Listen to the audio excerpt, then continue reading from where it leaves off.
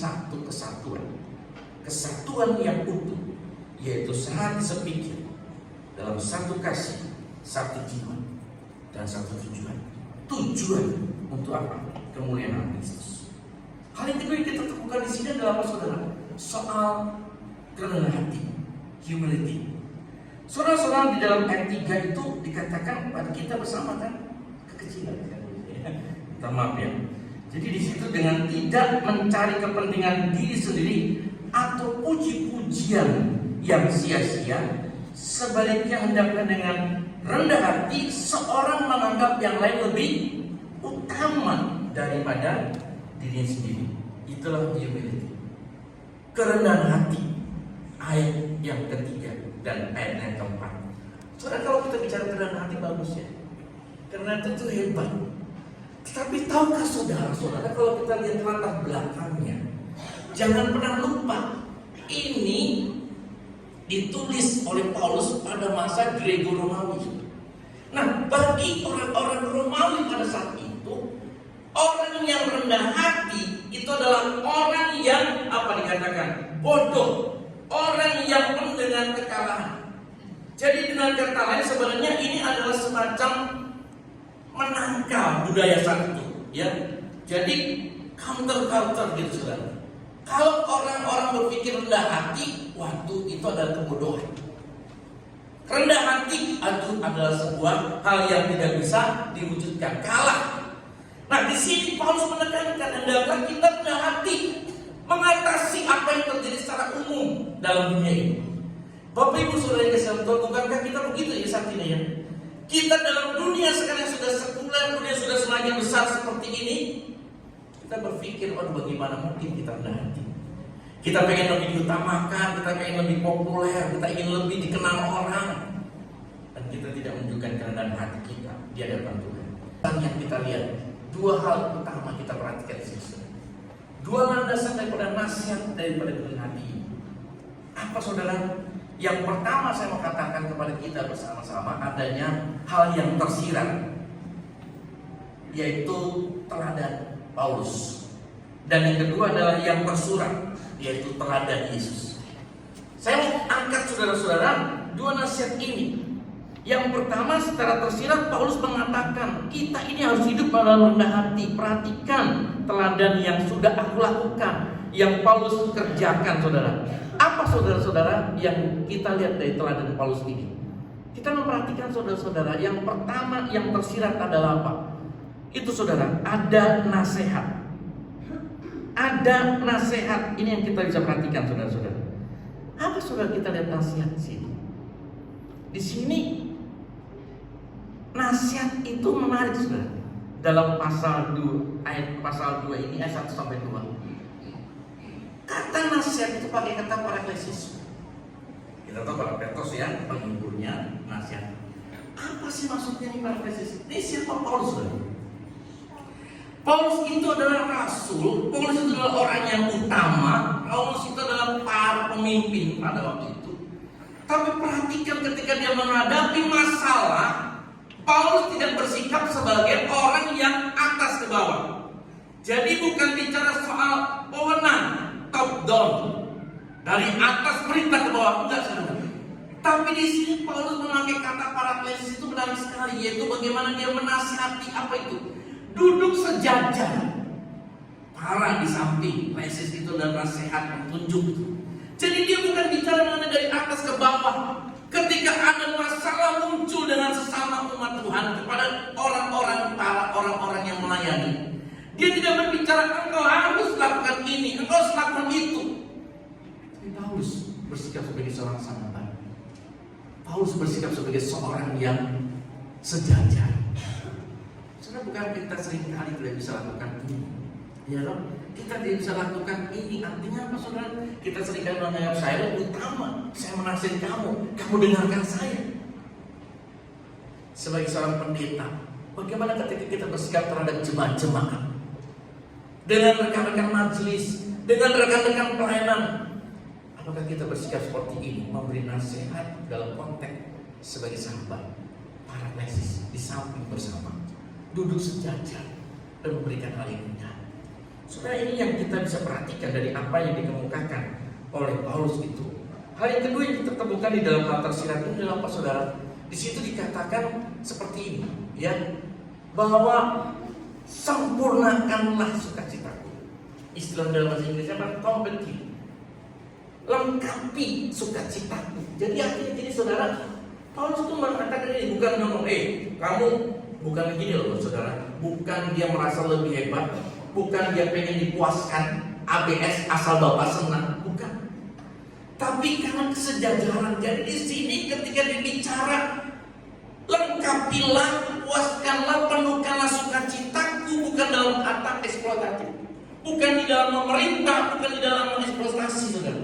Tapi sebagai sebuah sahabat saudara, ketika engkau bersukacita, maka saya bersukacita. Ketika engkau sedih, maka saya pun sedih. Bukankah itu dalam kitab Roma juga dikatakan bersukacita dengan orang yang bersukacita.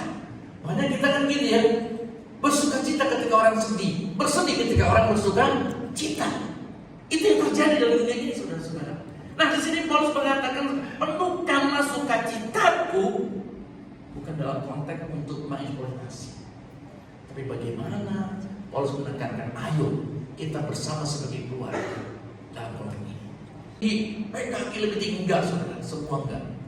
Banyak kita juga seringkali begitu ya, pengen maju, pengen berkembang, tapi bukan dengan gaya kita, tapi kita dengan menekan orang lain.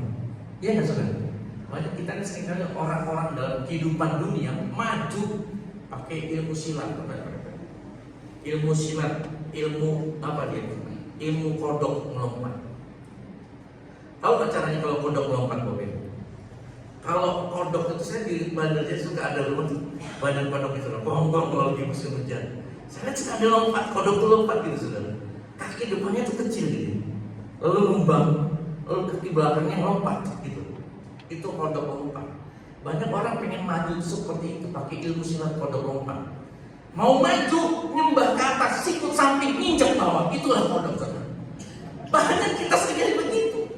Kita nggak boleh di dalam konteks seperti ini, saudara. Artinya kita mengeksploitasi, kita menghajar orang-orang sebawah kita, teman kita, kita sikut. Yang penting saya maju, yang penting saya berkembang. Dan ini bukan nasihat daripada Paulus, bukan nasihat daripada firman Tuhan. Saudara-saudara, hal yang pertama yang tersirat dari kitab ini bicara tentang bagaimana teladan Paulus. Yang kedua, saudara-saudara, kita melihat dalam Tuhan, Yesus memberikan teladan yang indah buat kita lihat. Ya, mungkin lebih tepat dari ayat 5 sampai 9. Apa, saudara? Dua hal yang kita bisa lihat di sini, saudara. The king become nothing, from hero to zero. Saudara, kita mungkin seringkali menjadi terbalik.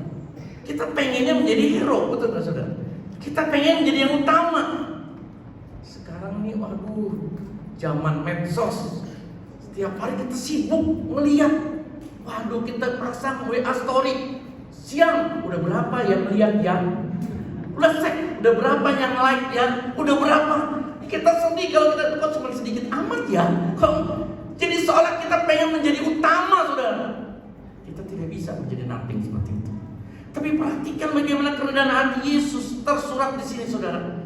Kita belajar keteladanan Yesus bagaimana dia menjadi orang yang tidak ada apa-apa. The king become nothing, from hero, ya, to zero. Jadi dia pakai kata mengosongkan diri, saudara. Ekenosen. Jadi mengosongkan diri artinya apa, saudara? Bukan berarti dia melepaskan, bukan berarti dia tidak punya sesuatu. Sebenarnya dia punya derajat kealahan itu. Dia tahu punya kealahan itu, tapi dia rela untuk tidak memakainya itu. Kuasa yang dikosongkan. Jadi ini yang penting, saudara. Apa? Dilakukan demi kepentingan orang lain. Jangan berpikir bahwa saya punya kuasa, lalu saya akan gunakan itu. Yesus rela dalam kerendahan hatinya mengosongkan dirinya. Dan ini yang harus kita teladani, saudara. Jadi kalau kita lihat, saudara-saudara, menarik, ada banyak tokoh-tokoh yang sekarang mungkin berbicara tentang ini. Tapi kalau kita lihat di dalam konteksnya, saudara-saudara, ya, ayat 6 di situ dikatakan yang walaupun dalam rupa Allah tidak menganggap kesetaraan dengan Allah sebagai milik yang harus dipertahankan. dalam rupa Allah, saudara-saudara. Saya kutip di situ kalimat Yesaya Daud dari Abidiel mengatakan di sini, saudara, bahwa dia bukan mempunyai rupa Allah, tapi dia being, berada dalam rupa Allah. Dari dulu, sekarang, dan selamanya tidak akan pernah hilang. Dia punya rupa Allah, itu derajat Allah. Jadi bukan berarti dia itu adalah sebuah makhluk yang akan naik menjadi Allah. Bukan, saudara. Keberadaan Yesus adalah Allah dari awal sampai sekarang. Dia tetap Allah, bahkan sebelum praeksistensi sekalipun. Jadi di sini kita belajar Yesus yang adalah Allah itu rela untuk mengosongkan dirinya. Bagaimana dengan kita umatnya? Bagaimana dengan kita pengikutnya? Kalau kita seringkali masih mempertahankan ego kita, mempertahankan kekuasaan kita, menghambat untuk kita menjadi rendah hati di dalam Tuhan. Bapak Ibu saudara kasih Tuhan, Yesus adalah tetap Allah. Dia Allah. Saya kutip dari seorang tokoh bernama Ursinus, saudara. Ini penulis katekismusnya. Dia sama merasakan seperti saudara rasakan dan saya rasakan. Dia mengerti kelemahan kita. Karena itu Ibrani berkata apa? Karena dia sudah pernah mengalami cobaan itu, maka dia bisa menolong saudara dan saya. Tapi dia kecuali tidak takut kepada dosa. Ini kata Yesus. Bapak Ibu, jadi sebagai umat Tuhan, kita belajar bagaimana Kristus mengerti kelemahan kita, Kristus mengerti isi hati kita, Kristus mengerti apa pergumulan kita umat Tuhan. Dan kalau Kristus yang adalah Allah itu rela mengosongkan diri, dan kita rayakan dalam peristiwa Jumat Agung dan Natal ini, maka kita belajar itulah misi yang Tuhan mau sampaikan. Saudara-saudara, sekali lagi kesimpulan sebelum tutup, ingat sekali lagi saya mau katakan, PGD ada untuk mengerjakan misi Allah ini. Mengerjakan misi Allah apa? Supaya membawa setiap jiwa, membawa setiap orang mengenal nama Allah. Maka kita lihat di dalam ayat yang ke-10 dan 11 berkata apa, saudara-saudara? Kita bisa lihat bersama di situ bahwa supaya dalam nama Yesus apa? Bertekuk lutut segala yang ada di langit dan yang di atas bumi dan yang ada di bawah bumi, dan segala lidah mengaku Yesus Kristus adalah Tuhan bagi kemuliaan Allah Bapa. Saudara, ini misi yang Tuhan mau tuntaskan dalam kehidupan melalui kita. Apakah kita juga mengerjakan misi ini? Apakah kita terus bersatu? Apakah kita dalam kerendahan hati bekerja sama supaya setiap orang mengenal nama Kristus, bertekuk lutut menyembah nama Tuhan? Dan inilah yang Tuhan kehendaki di dalam kehidupan kita. Bagaimana kita melakukan ini, saudara? Gampang nggak? Saya percaya saudara, ini nggak mudah. Ini nggak mudah, tapi bukan berarti mustahil, saudara. Bagi Allah tidak ada yang mustahil.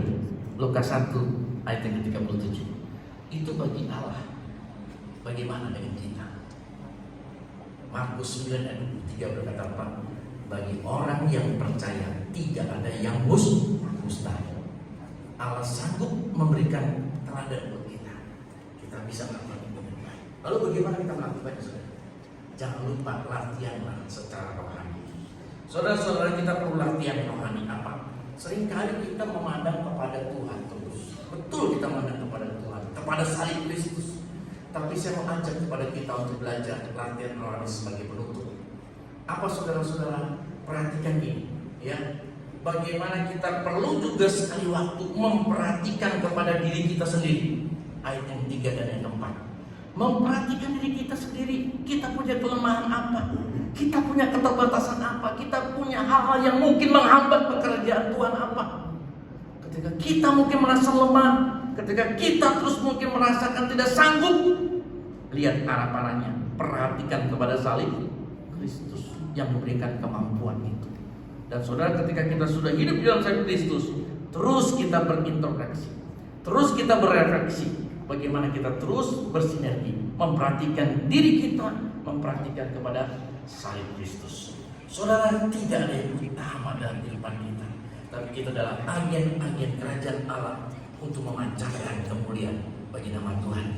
Biarlah melalui PGID, biarlah melalui gereja kita, biarlah melalui persekutuan kita, biarlah melalui hidup kita sebagai anak Tuhan, kita diajar untuk terus menyatakan misi Allah, mengerjakan pekerjaan Tuhan, sehingga setiap orang ini yang mengakui Yesus sebagai Tuhan bertekuk lutut di hadapan Tuhan.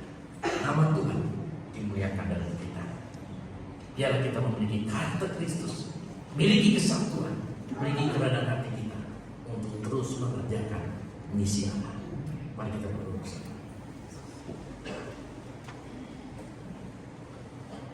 Saudara, saya minta waktu 1-2 menit berdoa secara pribadi di dalam Tuhan.